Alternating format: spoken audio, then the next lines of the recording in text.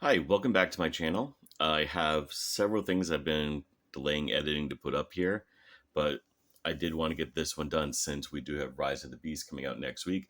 I thought it'd be fun to take a look at the Transformers masterpiece MPM 13 Blackout with Scorponok figure. And I'm doing this for two reasons. Actually, three reasons. One, because I want to. What better reason do I need than that, right? Second off, I have one going off on eBay. And if you guys are interested, if you like this video, if you like this review, please check it out. It's the same name I have here, Mike's Addicts Toys and Collectables. I pronounce collectibles as ables on purpose so you could find it. Third, Scorponok's in the Rise of the Beast movie, or at least Scorponok's. At least according to the trailers. It could be fake. Who knows? Now, this figure is absolutely phenomenal. I've had it now for about 2 months. And I've only transformed it once. I've been leaving it in helicopter mode because it is a beast to transform. And this is a near perfect figure. And I'm saying near perfect, and I'll tell you why once I get to robot mode. But otherwise, this figure is amazing. As you can see here in the box, we do have beautiful product shot. And you can see robot mode, helicopter mode, and of course, Scorponok. On the side, you get a better view of the helicopter. The back, you get these beautiful product shots, shows you everything it comes with. And again, it's phenomenal. And it's licensed, fully licensed as Korsky something or other. I can't see that far anymore. And that beautiful, beautiful product shot they're doing right there. Now that is fantastic. But let's go ahead. You don't care about boxes. I don't care about boxes. Now you will see I don't have my usual display bases in the back. That is because this guy is so big that I can't fit what I wanted. So let's go ahead and bring him in here. And we will lower the camera down here. And just to give you size here, I mean, he is absolutely beautiful. He is big. He is large. He is every Transformers dream come true.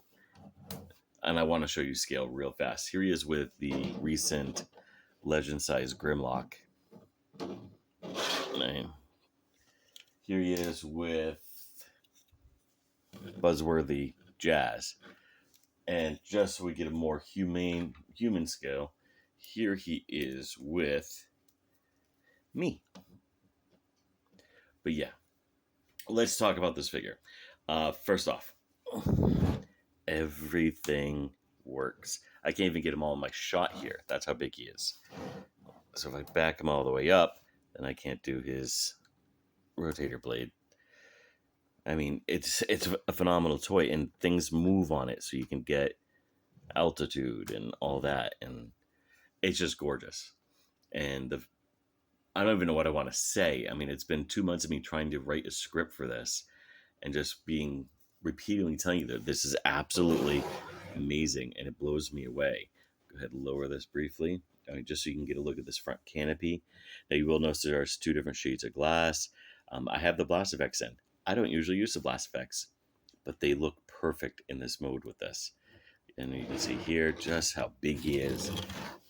And again, everything functions as it should. The underneath, there is no visible part of the robot. It's just impressive. And even how he hides Scorponok. You don't see Scorponok. You actually have to lower the platform for Scorponok to come out. And Scorponok does tab in through this tab here onto this, and he stays in. Right. I had to get him fixed real quick because my OCD made me. But let's talk about what he comes with, his accessories here. He does come with these 2 guns. And of course, these blast effects are removable. And they look nice. I mean, these are very nice, very well sculpted. Could use a little bit more paint, but it doesn't bother me. But they are good. And then, like I said, he comes with Scorponok. Scorponok literally transforms into a scorpion. Yay, no half-assed robot mode either, so that's cool. And the legs are all on just a single ball joint, so yeah. He also has his front cannon, which does not detach, which you can maneuver up and down. And as I showed you earlier, his rotary blades and his tail fin move. Before I get to transformation, let's talk about who Blackout is.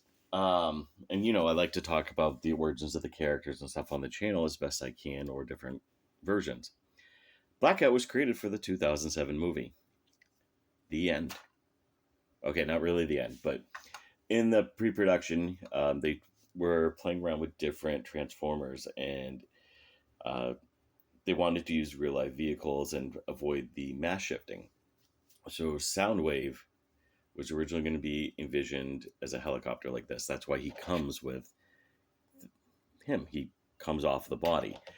Then they changed it to the idea of Vortex to try to keep the whole Combaticons theme along with Brawl. And then they decided to flat out make their own character. And they made Blackout. And Blackout is a quiet Decepticon who resents Starscream's leadership, who's loyal to Megatron, who has his parasitic relationship with Scorponok. And his whole big gimmick is he's a walking EMP blast. So he can shut down machines, which is why he's sent to the Air Force Base, so that no one gets any word that there's no proof of, Decepticons or Transformers. He literally destroys the base and walks off. If it wasn't for the few humans who managed to get away from Scorponok, no one would have known better. Except for maybe Sector 7, but that's a whole other thing.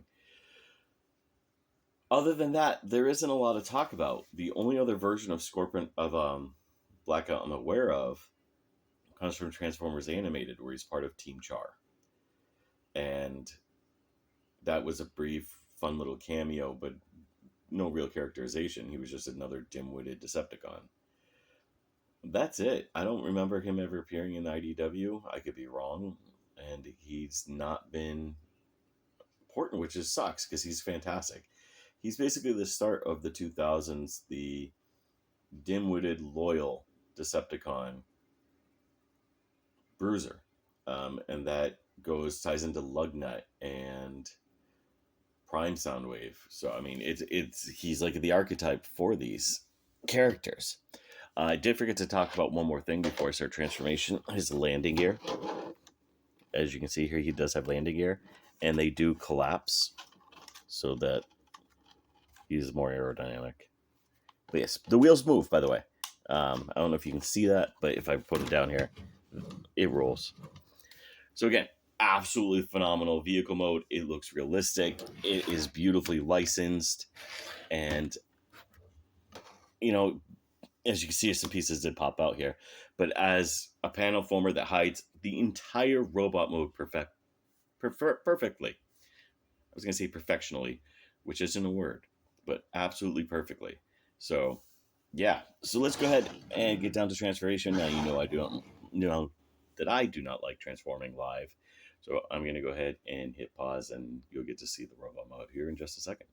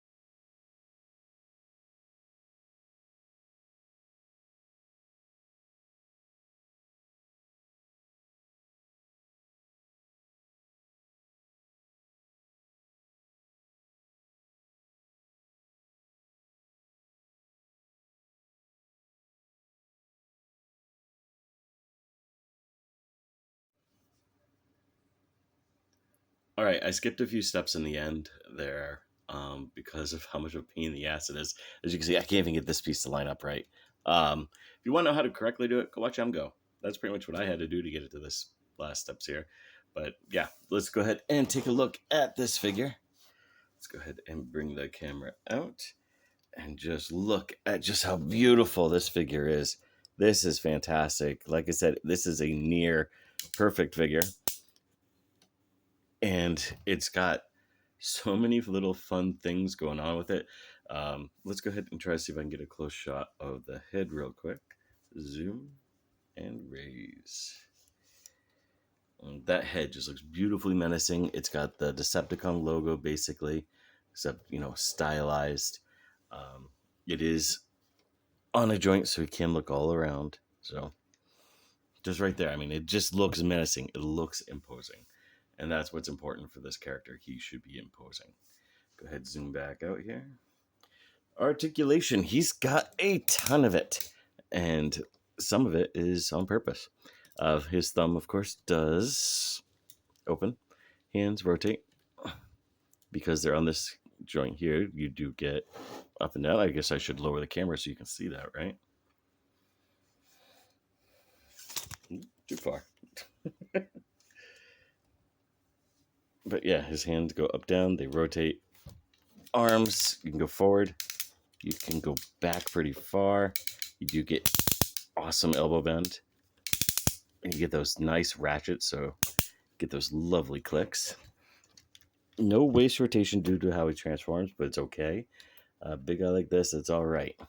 Gun, this moves up and down, so you do get articulation there. Legs. Forward is hindered by the skirt here. Back is hindered only by the backpack. You do have that double knee due to how he transforms, so you can do the leg in a variety of different ways.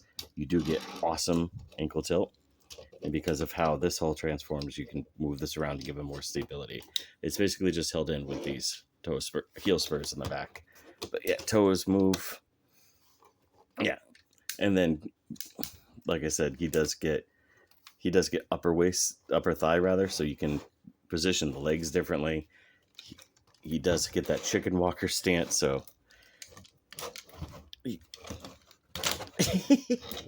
right now he's doing a split.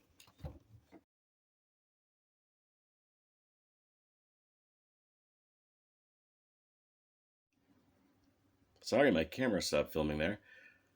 So what does he come with? What makes this figure so great? I mean, just look at how imposing he is. I mean, he is just massive. He's leaning forward for me right now to try to give him a little bit of balance. But I mean, he just looks great. Again, just to show you the scale real quick of him. Let's go ahead with Legend Scale Grimlock. Not even coming up to his feet. I mean, you can't even see Grimlock on the photo here. Here he is with Jazz.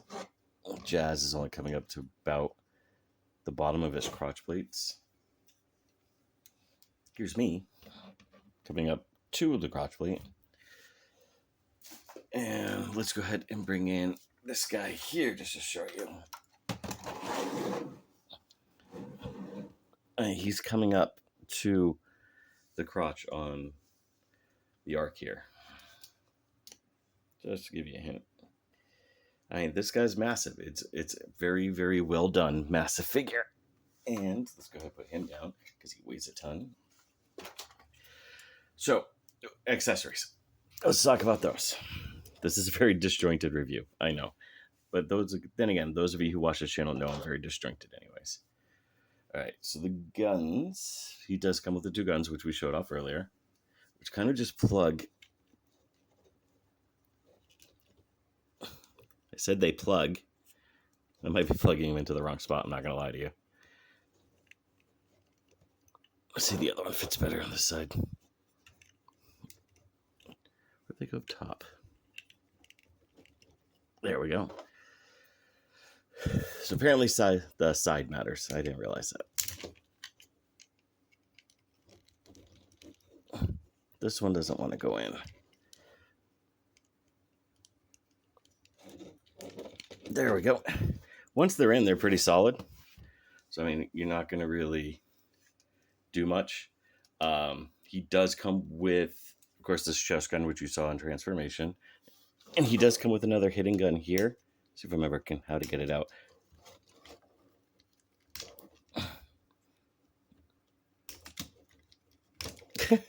How the hell does this come out? It's been a long time since I've done this. Huh. Let's think. I was grabbing it the wrong part. You want to go behind it. Pull that out. Fold out his chest gun, and now he has a chest gun as well.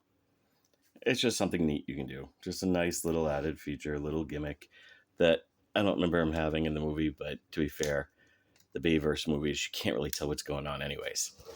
As far as Scorponok goes, all right, this is my third time trying to show how Scorponok integrates into the robot mode. He tabs into the backpack here. He just kind of sits here, just kind of like he was in helicopter mode, except now he's on the outside. It's literally just a tab, and he attaches, and that's that. You got to move the cape out of the way, and then bravo, voila, whatever. So, one more accessory here. And again, if he can stand up on his own, I'd be happy and proud. His gun fell while I was trying to put him back together. His whole backpack attaches to the body with a very small clip. So if you misposition him or if you try to pose him too much, that does come undone. But it's a minor thing compared to some other figures. Now, the only other movie masterpiece I have is the Bumblebee movie Bumblebee, which is a mixed bag. So there's that. So this one is definitely a vast improvement. In fact, this is one of the best masterpieces I own. It's right up there with Sunstreaker and Inferno with just how good it is. And even Ultra Magnus. So he does come with his saw blade weapon. Now, this is my only real complaint about the figure. Despite all the fidgeting I have with trying to get the panels to line up, that's just me being, no hand-eye coordination. This is my only complaint. To integrate it, you have to turn his hand completely upside down. Completely upside down. So now his thumb's facing on the outside. And now you can plug that in. And I think they could have done that better. That's my only complaint. Now, it is cool because now you can fold that hand down, and if you get it just right, aha. But I think you could have done that by just having him holding it. I really do. You could have molded the hands differently so that he could have held his gun. But yeah, that's Blackout. I mean, this figure is fantastic. Let's go ahead and put these back in. Now, I did test the one in here. This one, you can't put any of his blast effects on because they're the ones that have the pegs instead of having the hole at the bottom. Let's see. But you can place this blast effect here so that he's firing from his chest. So, yeah, again, this figure is fantastic. Now, it is not going to be for everybody. This is a masterpiece Bayverse figure. So, expect a lot of fidgeting, a lot of trying to get things to line up just right because it is a panel former.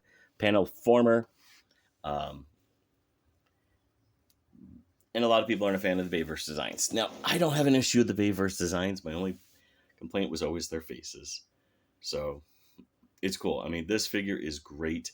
I can't wait to get my other masterpiece figures out, put them together with them just to show how big he is. He is about Inferno size, maybe a little bit taller. He's smaller than Ultra Magnus, as you saw with Optimus Maximus, whatever his name is. He's a big dude.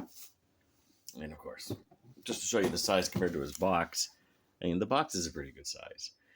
But yeah, that's it. Thanks for watching. I got a lot of stuff I need to edit and put up here that I filmed weeks ago. I just haven't had a chance to.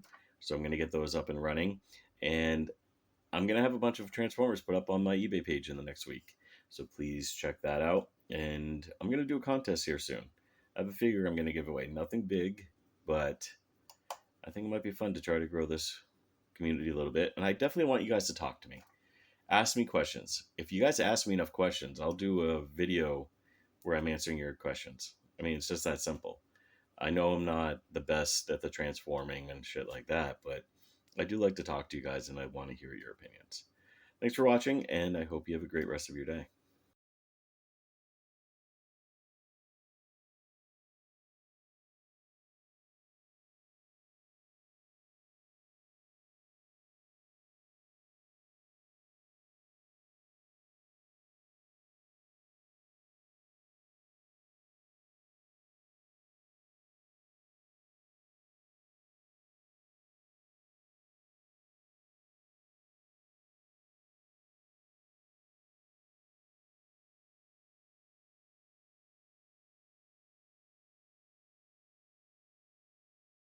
So as far as Scorponok goes, I had to completely redo him. His whole section's held in by a tab, and it came untabbed, and the whole part came undone. So Scorponok just kind of plugs in, and then he falls down to his death, and is never